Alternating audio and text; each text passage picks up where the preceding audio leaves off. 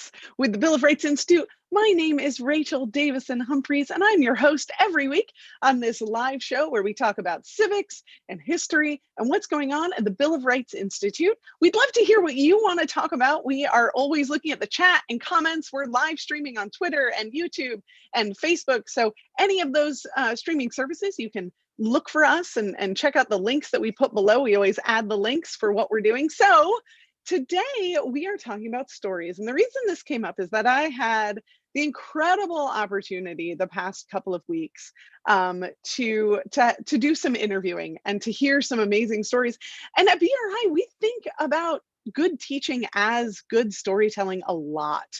Some of history's greatest teachers were consummate storytellers. It's how we know, it's how we remember, it's how we process the world around us is through story. So the past couple of weeks, I got to interview some people, and I began thinking about this idea of the storytelling animal. That term actually comes from a book by Jonathan Gottschall called The Storytelling Animal: How Stories Make Us Human. It came out in 2013, I think. And I just want to read you one section because I think this is so powerful that we as humans tell the best stories to ourselves. Scientists have discovered that the memories we use to form our own life stories are boldly fictionalized. And social psychologists point out that when we meet a friend, our conversation mostly consists of an exchange of gossipy stories. We ask our friend what's up or what's new, and we begin to narrate our lives to one another, trading tales back and forth over cups of coffee or bottles of beer, unconsciously shaping and embellishing to make the tales hum. And every night we reconvene with our loved ones at a table to share small comedies and tragedies of our day. Then there are the rich stories of the bedrock of all religious traditions. They are the story forms of jokes. There are the story forms of jokes and urban legends about partying hard in Las Vegas and waking up minus one kidney. And what about poetry or stand-up comedy or the rapid rise of increasingly story-like video games that allow a player to be a character in a virtual reality drama? What about the way many of us serialize our autobiographies in Facebook or Twitter or YouTube or TikTok posts? So this is his essential point. The human imperative to make and consume stories runs even more deeply than literature, dreams, and fantasy. We are soaked to the bone in story. So that's, again, Jonathan Gottschall from The Storytelling Animal. And BRI thinks about stories a lot. We recently, for Florida educators, we had these two amazing webinars. The first one was with Erin Gruelle. She was the author of Freedom Writers, which became a movie with Hilary Swank. She now runs the Freedom Writers Foundation, which I encourage you to go check out. But she talks about, and her entire pedagogy, all of her work is built on the fact that stories brought out her young people's stories. The stories of the children she worked with came out because they had models of amazing stories of those in history in the past. And then the other person we interviewed last week was Sonia Nazario. She's the winner of 2 Pulitzer prizes, and she's a tireless advocate of children who tells the stories of Central American refugee children. She's most famous for a book called Enrique's Journey, but she tells these incredible true stories of women and vulnerable populations, and especially Central American refugee children. So thinking about stories and thinking about these amazing women telling these amazing stories, I wanted to bring up how BRI thinks about stories and how we use primary sources. So again, when you're thinking about how do you tell a story? A story we talked about in a previous This Week in Civics. There are those 3 parts of rhetoric. There's logos, pathos, and ethos. There's the just logic of an argument. There's the emotional appeal that you bring to the story, and then there's who you are to be able to tell it. So like, what is your authority to be able to speak on this topic?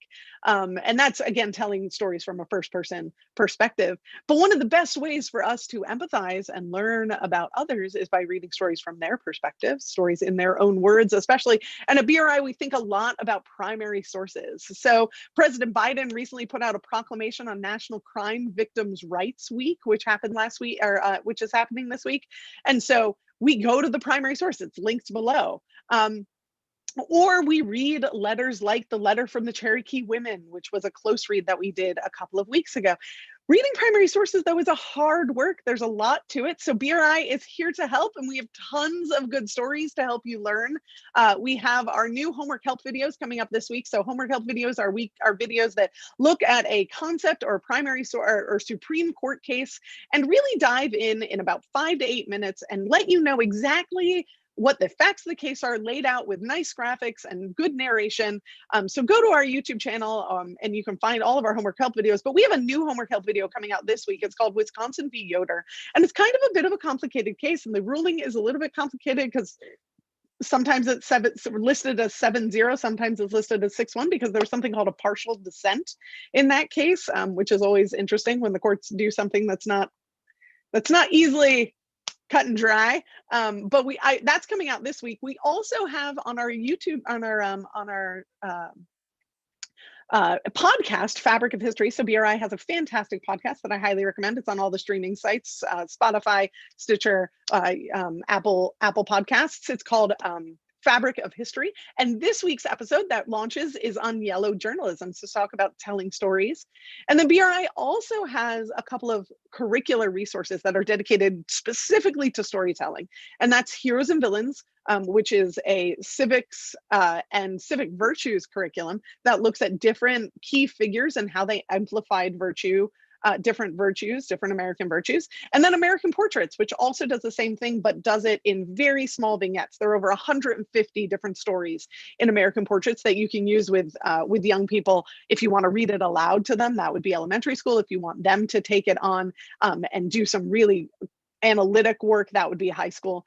That's our American Portrait series. There are links down below. And then, of course, is our Life, Liberty, and Pursuit of Happiness resource, which has tons of primary sources and incredible point-counterpoint narratives, essays at the beginning that really help you understand the story being told by over 95 different scholars who know how to tell good stories. Lastly, if you're looking for how to think about stories and how to think about history, we have our AP Prep webinars ongoing, preparing AP US and AP Gov students as they prepare for their exams in a couple of weeks. So thank you so much for being here. We would love to know what you want to talk about every week when you're thinking about history and civics and what's going on in your classrooms or in your communities. So please comment, like, share. Again, we're streaming on Twitter, Facebook, and YouTube, and I am here to respond to you. So I would love to hear from you, and I hope you have a very, very, very healthy and happy week. We're busy. We know you are too, and I'm so glad for your time and grateful for the work you're doing. So I'll see you next week with This Week